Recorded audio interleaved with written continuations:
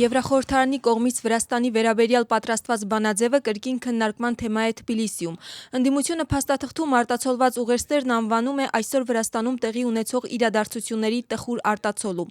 Իշխանությունների ընդդիմախոսները հայտարարում են, որ բանաձևում արտացոլված են բոլոր այն հետընթացները, որոնք ըստ ընդդիմության վերջին տարիներին տեղի են ունենում Վրաստանում եւ որոնց պատասխանատվությունը կրում է վրացական երազանքը։ Կառավարող թիմի կողմից գնահատականները խիստ քննադատական են։ Վրացական երազանքը Ռասա Յուկնևիչյենեի հեղինակած փաստաթուղթն անվանում է ամոթալի եւ կարծում, որ նման բանաձևերով եվրոպական բյուրոկրատիան պայքարում է Վրաստանում ազատ խոսքի դեմ։ Նոր վերադասավորումներ ազգային շարժման մեջ։ Կուսակցության առաջնորդին եւ հիմնադրին քննադատում է կուսակցության գործող նախագահը։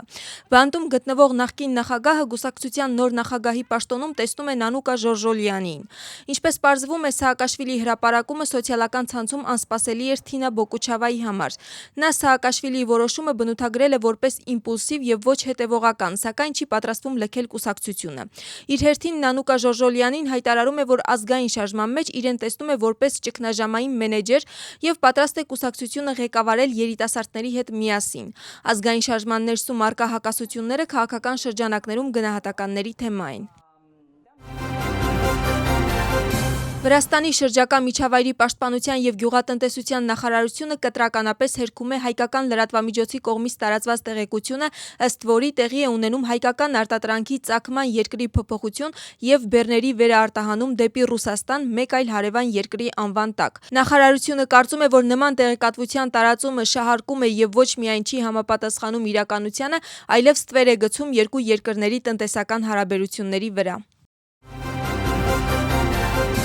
ԱՄՆ-ի կենտրոնական հրամանատարությունը հաստատում է, որ Միացյալ Նահանգները վերացրել է Իրանի նավահանգիստների շրջափակումը Հորմուզի նեղուցում։ Հայտարարության մեջ նշվում է, որ ԱՄՆ-ի նախագահի հրամանի համապատասխան արդեն վերացվել է Իրանի նավահանգիստներ եւ ափամերձ գոտիներ մտնող եւ այնտեղից դուրս եկող բոլոր ծովային փոխադրումների նկատմամբ սահմանված շրջափակումը։ Հրամանատարության հայտարարության մեջ նաեւ կարդում ենք, որ նահանգների ռազմական նավերը մնում են տարածաշրջանում, որպեսզի ապահովեն ԱՄՆ-Իրան համաձայնագրի բոլոր դրույթների պահպանումը։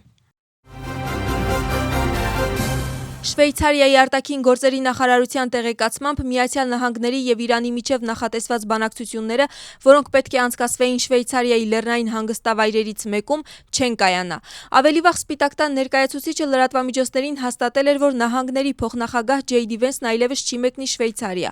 ԱՄՆ-ի նախագահը նշել էր, որ համաձայնագրի պաշտոնական ստորագրման արարողությունը կանցկացվի Ժնևում։ Սակայն Իրանի արտաքին գործերի նախարարությունը պարզաբանել է, որ արարողության անհրաժեշտություն այլևս չկա, քանի որ երկու երկրների նախագահներն արդեն ստորագրել են համաձայնագիրը։